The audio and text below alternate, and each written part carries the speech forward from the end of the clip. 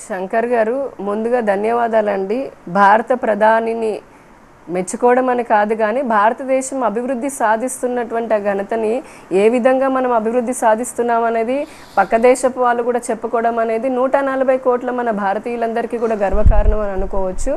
ధన్యవాదాలు. ఇకపోతే ఆంధ్రప్రదేశ్లో జరుగుతున్నటువంటిది కారణాలు ఏదైనప్పటికీ కూడా అక్కడ చాలా స్పష్టంగా తెలుస్తుంది. ఒక ఎమ్మెల్యే కంటెస్టెంట్ ఎమ్మెల్యేనే ఈవీఎం లోపలికి పోలింగ్ బూత్లోకి వెళ్ళి ఈవీఎంని పగలగొట్టడం అనేది అసలు అది చాలా దారుణం. ఇక ఎమ్మెల్యే అట్లాంటి సంకేతాలు ఇస్తుంటే కింద అనుచరులు ఇంకెటువంటి ఎలా రెచ్చిపోతారు. అందుకే కదా ఈ రోజున రాష్ట్రంలో పోలింగ్ జరిగిన తెల్లారి నుంచి ఏ విధంగా అల్లర్లు జరుగుతున్నాయి, ఏ విధంగా రక్తపాతాలు చూస్తూ ఉన్నాము. ఇంకా శాంతి భద్రతలు కంట్రోల్లో రాలేదు. పోలీసులు సిట్టు కూడా వేశారు దానిపైన, రిపోర్టు కూడా ఇంకా పెండింగ్ ఉంది. అలానే చేసినటువంటి వ్యక్తి ఇప్పుడు కనిపించడం లేదు. లుకౌట్ నోటీసులు ఇచ్చామని డీజీపీ చెప్తున్నారు.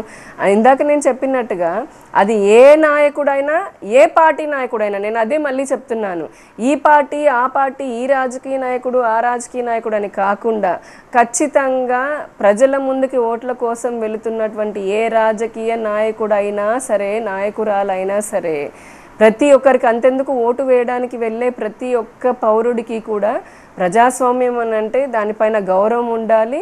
ఎన్నికల ప్రక్రియను, ఎందుకంటే ప్రపంచంలోనే అతిపెద్ద డెమోక్రటిక్ కంట్రీ మనది. అండ్ ఎలక్షన్స్లో కూడా మనదే అతిపెద్ద డెమోక్రటిక్ కంట్రీ. ఇంత పెద్దలాగా ఇంత ఫెయిర్గా ఎలక్షన్స్ చేసుకోవడం, కానీ అక్కడక్కడ ఇటువంటి అరాచక బుద్ధి ఎలాగైనా సరే బెదిరించి ఏ విధంగా అయినా అక్రమంగా అయినా సరే అధికారంలోకి రావాలి, తను ఎన్నిక కాబడాలి అని అనుకునేటటువంటి వ్యక్తులని ప్రజలు సరిగ్గా వారు బుద్ధి చెప్పాలి, ప్రభుత్వాలు కూడా శిక్షించాలి. ఇటువంటి మళ్ళీ పునరావృతం కాకుండా చూసుకోవాల్సినటువంటి బాధ్యత అందరిపైన ఉంటుంది.